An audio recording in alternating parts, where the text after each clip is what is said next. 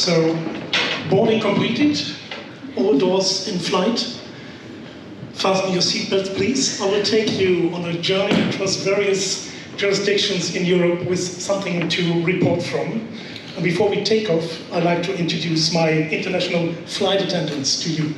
To my right, it's Gustaf Hoffstedt, who serves as Secretary General of the Swedish Trade Association for Online Gaming. To my immediate left, already introduced, Simon Planzer, founding partner of Planzer in Zurich. Then I have the pleasure from Germany to welcome Bernd Henning, CEO of iGamingconsult.com. And last but not least, from Denmark, Morten, Ronde, who is the CEO of the Danish Online Gaming Association, and of course, he's the managing partner of Nordic Gambling, one of the founding partners. My name is Joerg Hofmann, I'm your captain on this flight. I'm serving as a gaming lawyer in Germany with MELCHERS law firm, with practice of 28 years now. So this is our crew for today, and ready for takeoff if you are. If you want to know more about the panelists, find yourself some information at the website, at the conference website, look at the agenda, click on the names, and there's a more detailed description. We will have to start with Switzerland today, because it can happen that Simon will have to leave the panel earlier to catch another flight today. So our flight time will be approximately 50 minutes, but probably you take the parachute and jump off the plane earlier.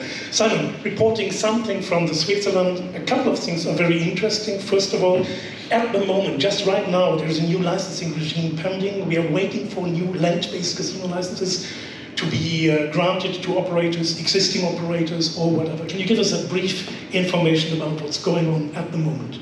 Thank you very much, Joerg. And indeed, I hope that my pilot in 1.5 hours or so will be as reliable as you are. Is it Swiss? It's not. It's not. So, probably delayed, maybe.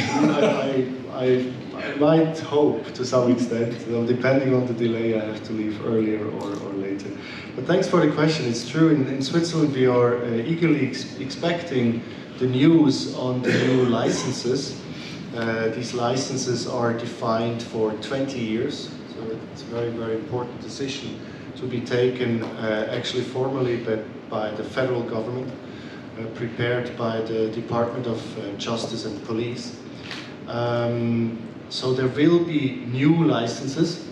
Most of them will be a renewal of existing land-based operations, but none of these operations have a legal claim on a continuation of their license.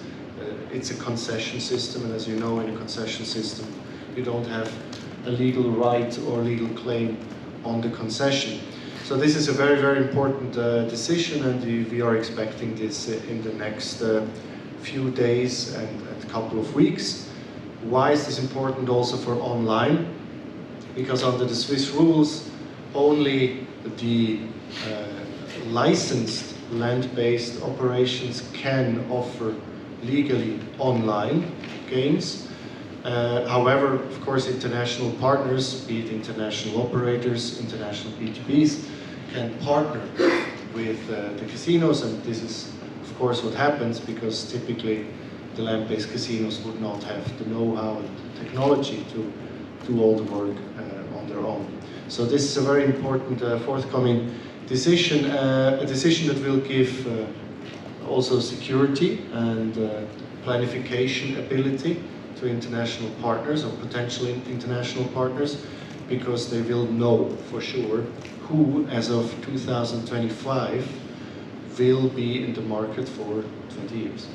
That's very interesting. In particular, as you said, that this is the key to the online gambling offerings. So just imagine, what would happen if an incumbent who is currently operating an online business will not get his license extended? So the online offerings will also have to be stopped, or will this be continued by the successor in terms of new license holder? Very good point. So, you know, there's the regulatory side, whether you get a license or not, and then there's the contractual side between the partners. Regulatory-wise, yes, if that pre-existing incumbent operator does not get the new license as of January 2025, their operations will cease in December 2024, including with all the consequences this has for any of their business partners, right?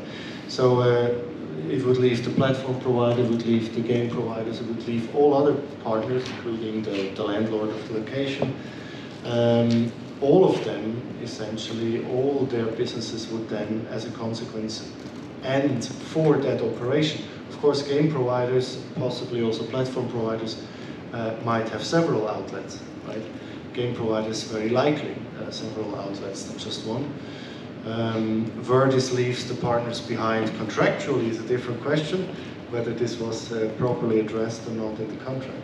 So it will be interesting to monitor this development, and in a few days, definitely we will know more. Talking about regulation, anything that maybe is new, or let's talk also about advertising, which is a timely topic in almost every jurisdiction. What does Switzerland do in this regard? Yeah, it's really counterintuitive, and we spoke about this in our pre-discussions also with you, right? When you look at the Swiss regulatory system, at first sight, on the surface, it doesn't seem very appealing for international actors, because it's a ring-fenced model where only the Swiss land-based casinos, in principle, can operate online. So at first sight, it looks not very attractive to international partners. However, when you look beyond that, when you actually make it into a partnership, it can be a very interesting market for a couple of reasons. One is long-term stability. Due to the political system, it's very unlikely that key regulatory provisions will change one day to the other. It simply doesn't happen.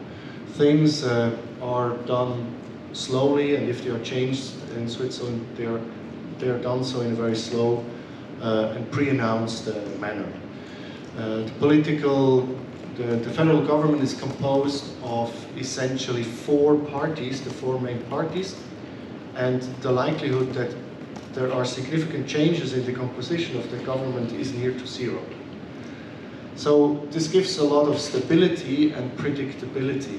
If I pick the example that you mentioned of advertising, how this is being done, when I look at the law, be it at primary law or also secondary law level, in essence you have two main restrictions what advertisement should not do. One is it cannot be misleading, cannot mislead the players, something you probably agree you find in every jurisdiction, right? If only by EU law as well. And the other restriction, if you want so, is a prohibition of aggressive advertising.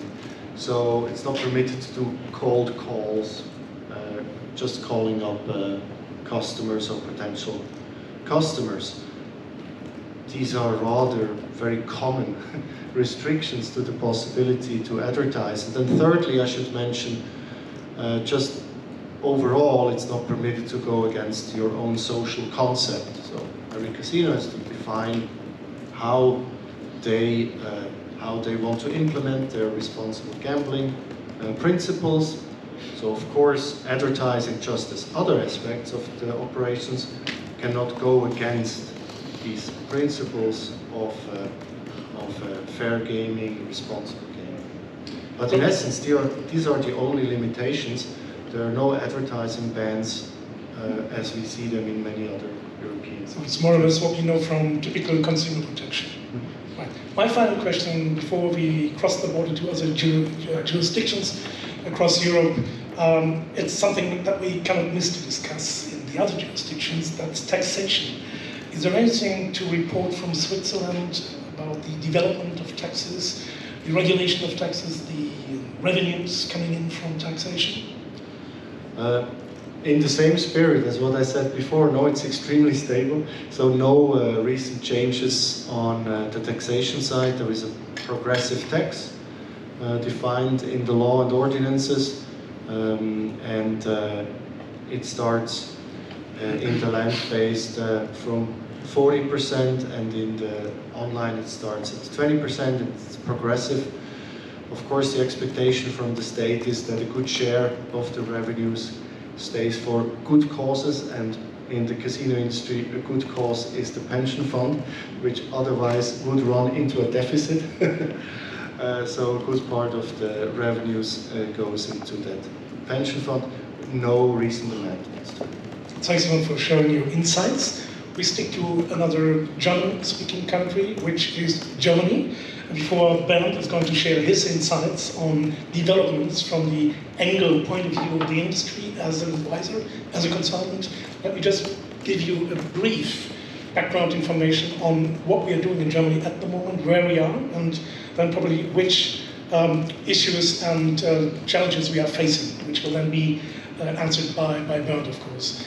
Some of you may know that Germany is now an environment with regulation and licensing regime.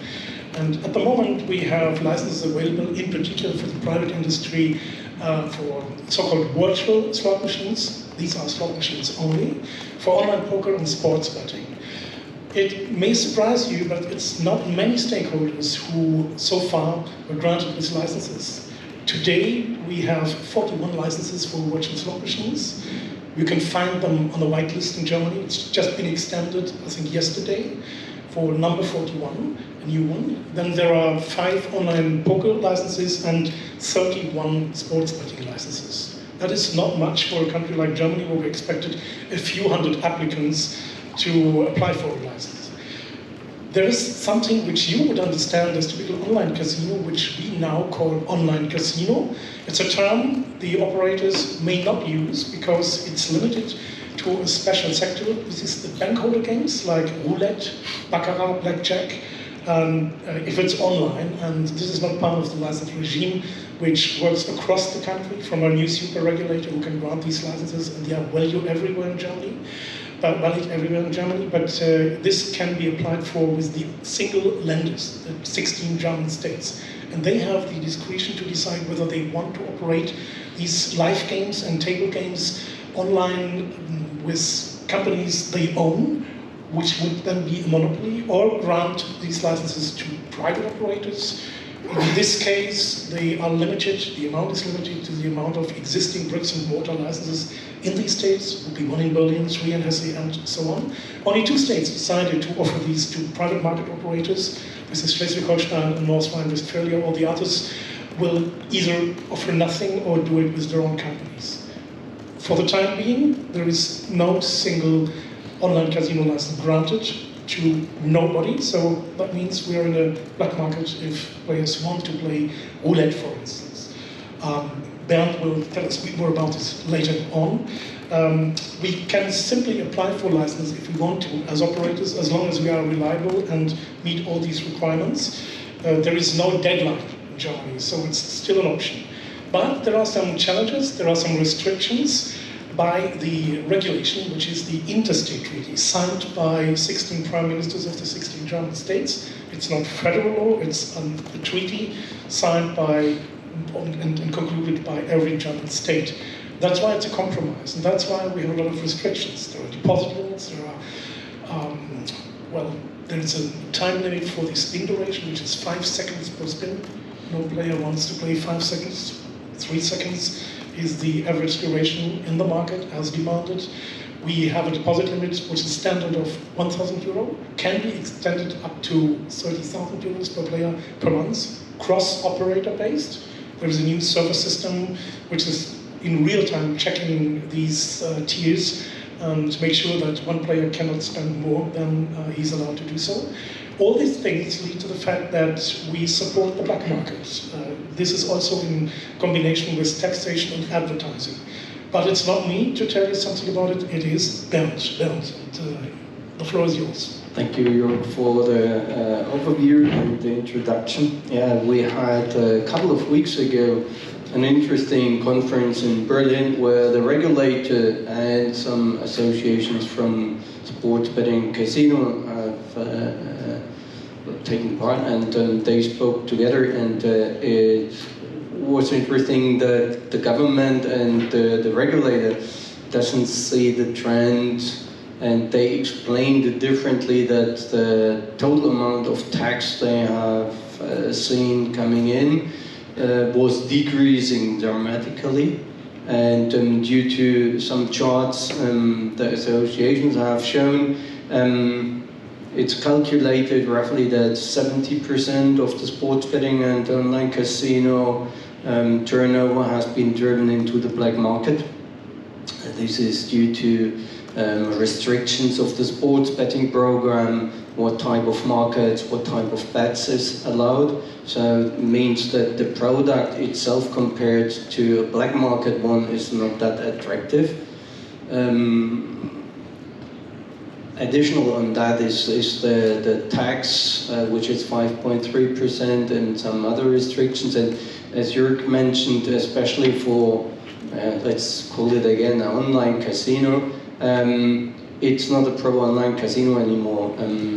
In former times, I calculated always with 40-45% of the total turnover has been made with blackjack and roulette, and only a small percentage of that was from live casino, but this part was, let's say, roughly 40%, and this is completely gone because, as you mentioned, it's should be allowed only for those lender casinos, for the land-based ones who could apply for it, and no license has been granted yet. Means the customers who want to play those games, they are forced at the moment to go black, to black offers. Yeah? So, but for the operators, it's dramatically that you can work only with slots, which is not really attractive. So, and there are big discussions going on how to educate the regulator, but I think it's not the regulator which we have to educate. They might even understand the problematic situation already, but they have to do what the government, the politicians want to do, and especially, as Joerg said, that's the 16 lenders. So, and they don't speak with one voice, so everyone has his own opinion. Yeah? So, and to settle a decision with all of them is difficult, and they have to understand that the total income of tax they want to have would be raised if the taxation and the restrictions are lower, because then no one would have to go to the black market. So, but they think they can raise their income by raising the taxation, yeah, which is completely the other side. So, and we had this discussion also before at lunch. So, but and that's why there are going on discussions, and we have, for example, on Thursday 9th, we have an SBC online webinar with some specialists talking exactly about this situation. You can join, you will find it on LinkedIn. And because the situation has to be changed, all those big operators in Germany who invested a lot into the license and to fulfill all the compliances, and they need a stable situation and a product offer which is attractive, so that not the black market is taking over 70%. Yes, I mean, this is all about channelization, right? We are competing with black market operators still, and this is massive in Germany, I guess. And these 5.3% tax rate, nominative tax rate, is based on stakes. We're not talking about GGR. And that means for an online casino operator, I have to correct myself, an operator of virtual slots in Germany, that he has to respond, to react. Do you have an idea how the industry tried to solve this problem? Because if you pay this amount of taxes, you'll be bankrupt in a minute. Yeah, there are exactly. So that's why there are different systems in place. Either you go lower with your RTP to cover that at the end, but then it's still a risk for the operator because he doesn't know. But on the long term, yes, you are safe with the RTP maybe on 2 or 3 years. But for short term, when you have to pay your tax, it could be that you didn't make the money in that month, but you still have to pay the tax. Yeah, so you have to afford this. And so that's why just going down with the RTP is not a good idea. There are from various game suppliers solutions which is called buy-win feature or some others where the player pays a bit more, not this €1 which is allowed. So it would be then 5% taken from this tax, or even you could add this, and that's not sure because normally you would have to pay tax on this 5 cents on top again. So this is tax on tax. Yeah, so but it's tricky. So but there are various things in place which is not really good for the player, not good for the operator, and it lowers at the end, as we have seen now with those statistics, the tax. Yeah, it's an issue. Many operators were forced to reduce the return to player, maybe 5%. So how can you be competitive with black market operators? Do you have an idea what the German regulator or regulation thinks is an appropriate bonus, a welcome bonus to acquire new players? You don't have to answer that, just think about it. In Germany, the law says €100 per player per year, nothing more. This is, of course, subject to litigation at the moment. I have no idea how someone understands how competition and channeling should work in Germany with that sort of regulation. So we need to do an evaluation as soon as possible. I will get back to you later with maybe some of the questions in terms of the channel adjacent right, the discussion about it, which is very funny to see where these estimated percentages were located. But before we do this, in the north of Germany, there was a German state, Schleswig-Holstein. 3 years ago, when we discussed Germany, we were always talking about Schleswig-Holstein because the Schleswig-Holstein state has got its own gaming act, and they were giving out licenses for online operators for all sectors, excluding roulette and blackjack as well. But this chapter of German gambling history is over because with our new regime, those licenses expired. But if you climb up further north, the map, you will reach a country which is called Denmark. It's a very interesting country, a country which has introduced the Danish model at the time, long time ago. One of the authors, one of the creators, if not the creator of the Danish model, admired by many people, is Morten. We're not talking about the old Danish model, but we're talking about developments. We're not talking about all good developments, maybe a few, but first we talk about a not so good development, and of course this is about taxation. Morten. Yeah, well, thank you, Joerg. And the funny story is that the Schleswig-Holstein regulator, he didn't know that it was a Danish regulation he had implemented. When I told him, he said, "No, it's not." And I had to show him that there was correspondence between his predecessor and him about copying the Danish regulation. So I remember we had a joint meeting in Kiel that day. That was fun, a long time ago. But you had some good Danish quality regulation there, and then you killed it now. So yeah. In Denmark, the situation is obviously different because we have actually a good regulation in place, and we're just trying to get the politicians not to kill that. And that's entirely possible over time that they will, because then they increase taxation, then impose restriction on marketing, and suddenly you're in a place where the channelization is not the same as before, and where the black market is competing with better offers, bigger bonuses, etc. So that's what we are fighting not to happen.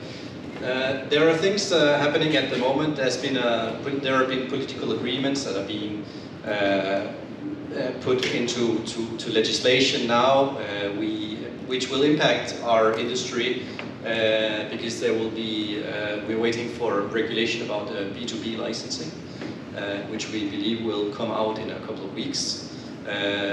We also know that the government want to increase fines for those who are licensed, the operators. So of course that's scary. Today they can't for different reasons they can't publish the fines, which they want to do. So that's a thing we know is going to happen. We also know that it's going to be measures for match fixing, fighting match fixing.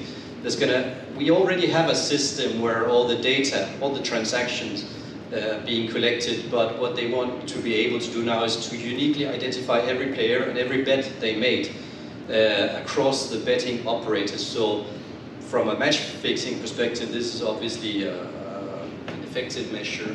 They want to set up also what they call a PEP register for athletes. So that means that as an operator, as a betting operator, when you want to register a player, you have to consult this register and see if it's a professional athlete. And if it's a professional athlete, you have to be careful about the betting spend, obviously, because they could, obviously a professional athlete could be involved in match fixing. So those are things that we are waiting to happen. Further down the line, and you mentioned marketing, and marketing is a big issue in Denmark. And another big thing which is being discussed, and I heard Patricia say that every second word in a Spanish discussion about gambling is responsible gambling, and it's very much the same in Denmark. So there's a growing concern, and we see the regulator has sort of redefined their role as sort of the protector of the general public against the gambling industry. And there's nothing wrong with that, as they are picking up the political signals. But you can imagine in such a climate, it's not about creating new business opportunities for the industry. It's only about restricting the industry.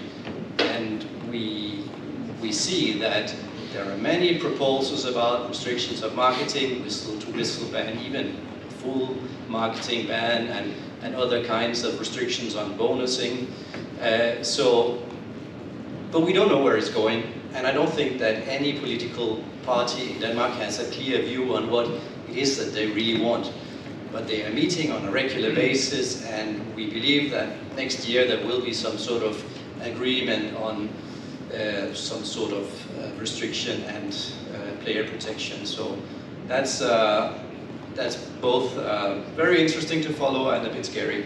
What do you think will be the consequences if that comes into force in terms of further restrictions for the market? Well, you know what is going to happen if it was a full marketing ban. We see the results from Italy now. There's a massive explosion in black market. So I hope and I think the Danish politicians see that and they won't go there. So what's in between? It's difficult to see, because the thing is, it's fair to say that there are too many gambling adverts in Denmark. There's among, especially around football matches, there's an overexposure of gambling adverts. So I think everyone is interested in sort of lowering the volume without removing the opportunities to advertise completely.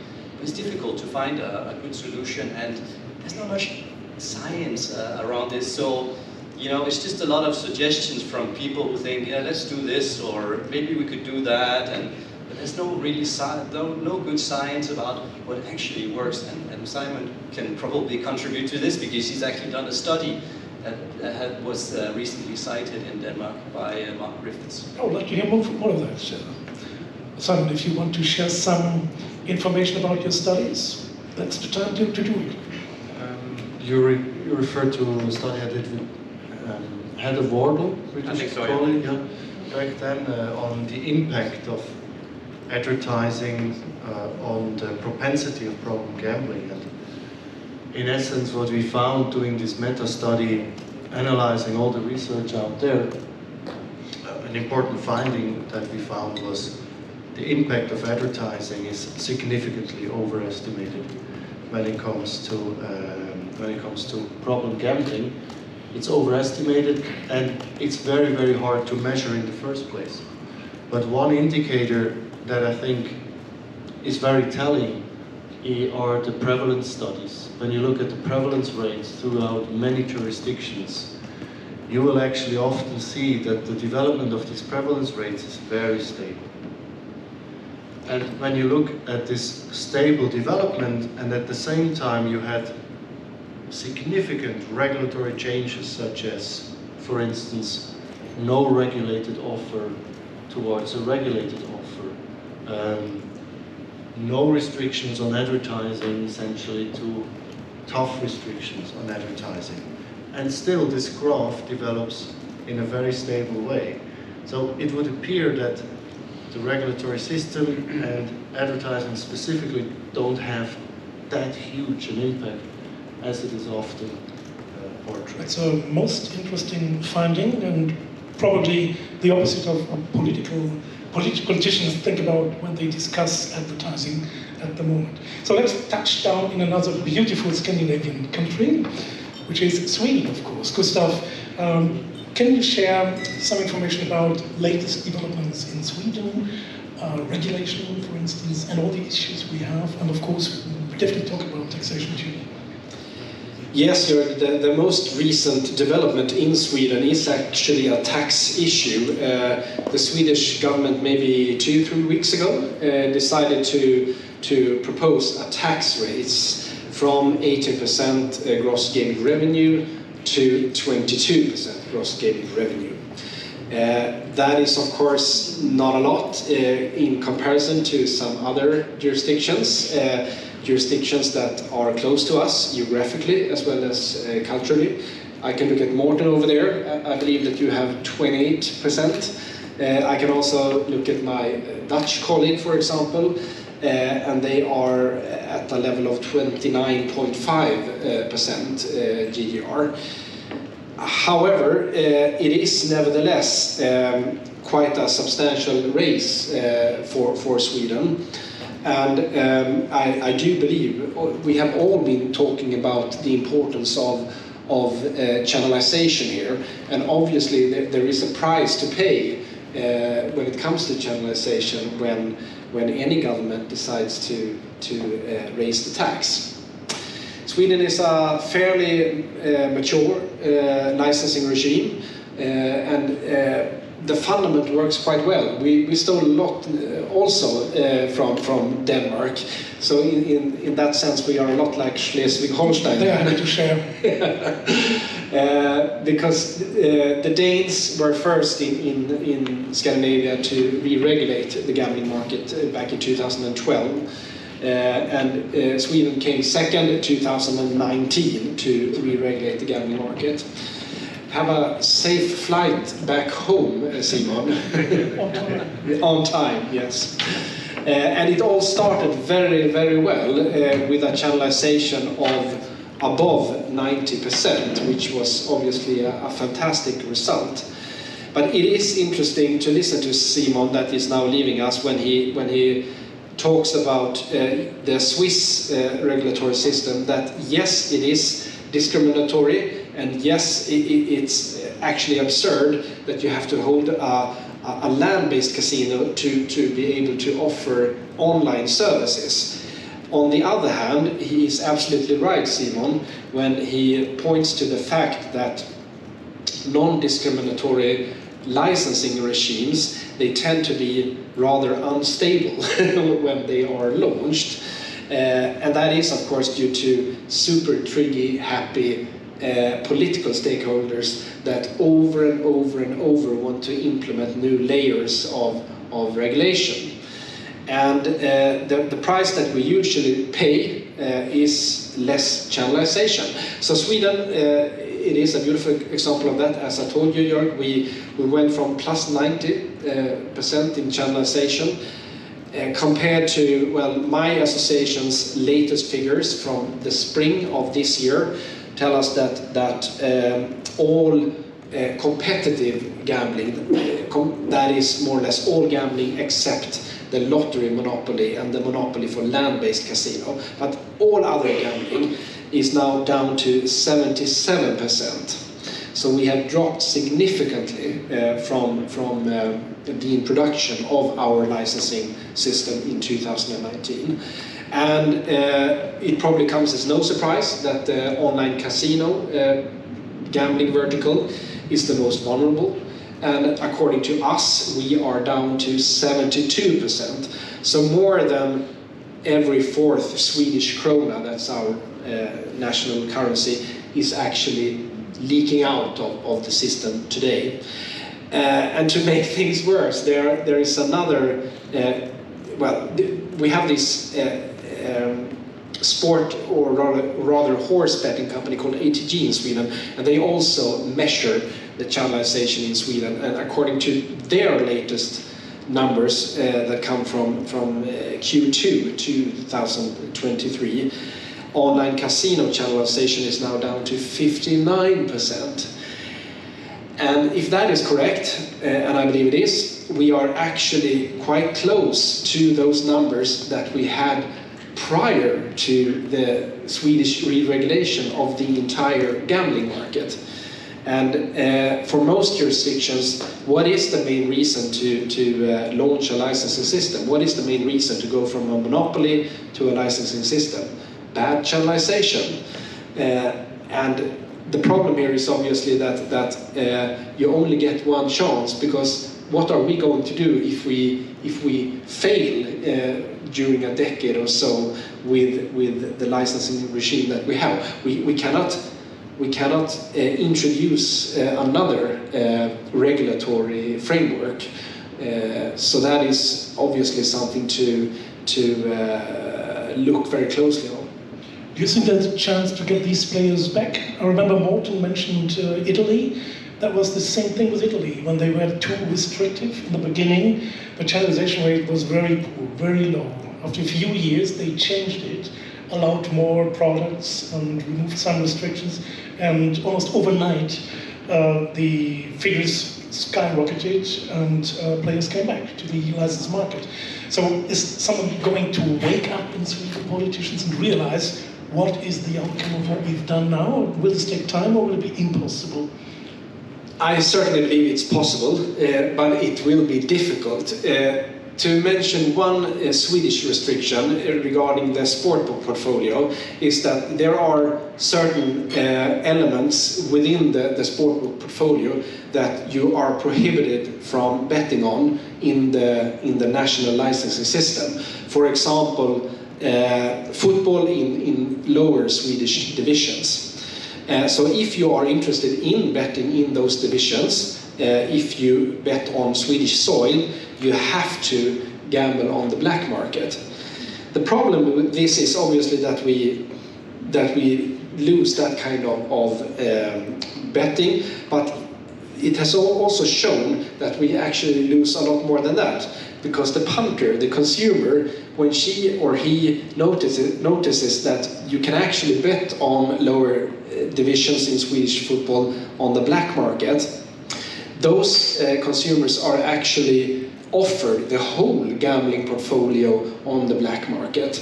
As a consequence, the consumer prefers to place all her bets on the black market, also bets that were in fact allowed in the Swedish licensing market. So it is a huge task to attract those punters back to the system again. So the number one lesson is obviously to safeguard the licensing system in a much better way than we do today. Does Sweden have some successful tools for enforcement against black market operators? We have some, and they are very much like the kind of measures that are always mentioned, like payment blocking, IP blocking, etc. And I just heard from another debate here on the stage that we all know that those measures are effective to a certain level, and that level usually tends to be quite low. And I believe with such strength that any legislator and any regulator must accept the fact that the way to create a strong licensing gambling market is not to focus so much on those repressive measures, but rather to focus on creating an attractive licensing market. After all, the consumer is the queen and the king on this market. It's not the legislator, it's not the regulator. She or he can easily circumvene any kind of of repressive measure.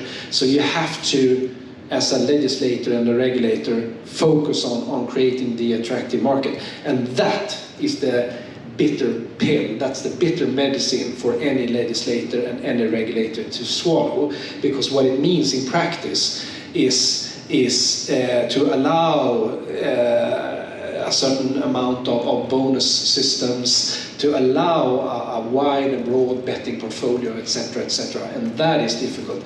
The legislator and the regulator, they are only too happy to talk about repressive measures, but not to make the licensing market attractive. May I add something? Please.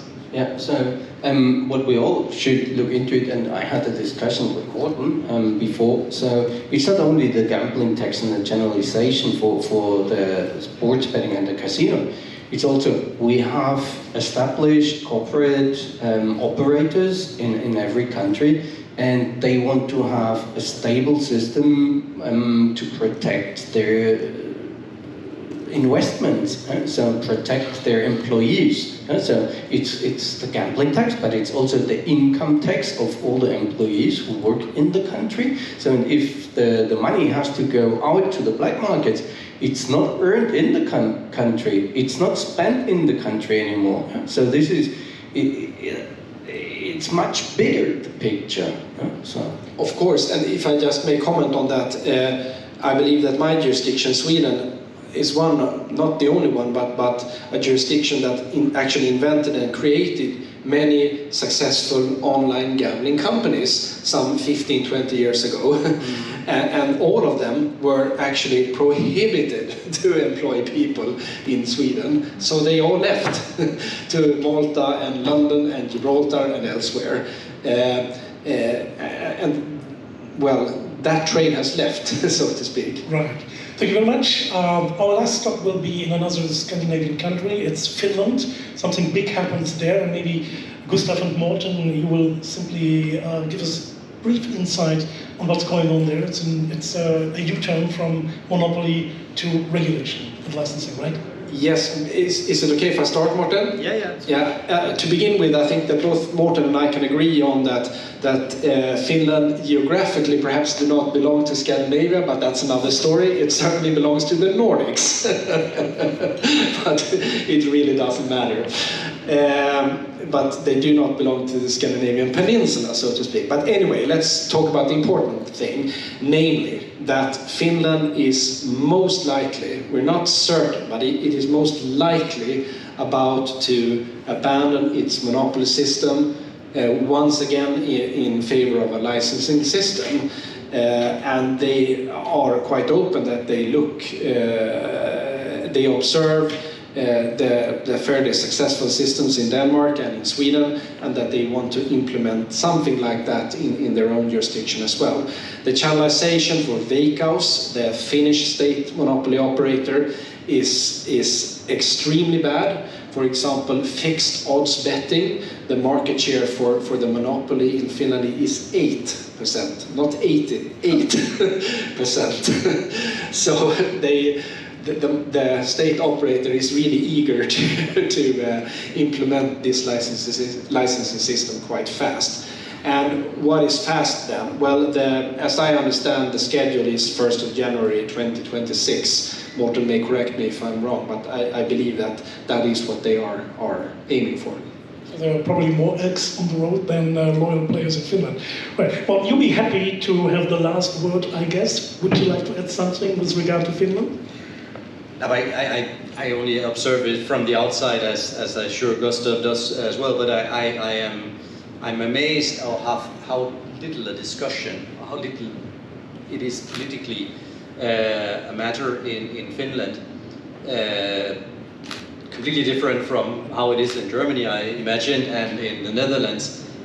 The Finnish people seem to be very pragmatic people, and now they've decided they want to do this, so it's probably going to happen.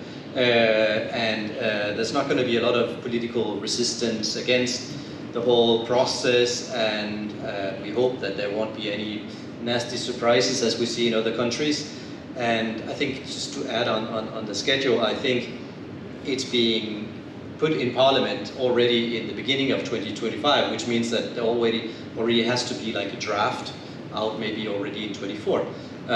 So if they follow their own timeline, it's pretty fast. So I think for gambling operators, it's really promising, and at the same time, it's scary because there's a lot of money to be made in Finland, and everybody who's been operating in a market where there's no license and going to a license, and maybe we can talk about Germany, you can tell that it's sometimes the profits just go away. I concur with you. Thank you very much. Is there time for one or two questions left, if there are any? Are there any questions from the audience? If not, then I'm happy to return the panel. Thank you very much for your... Thank you, Captain Joerg.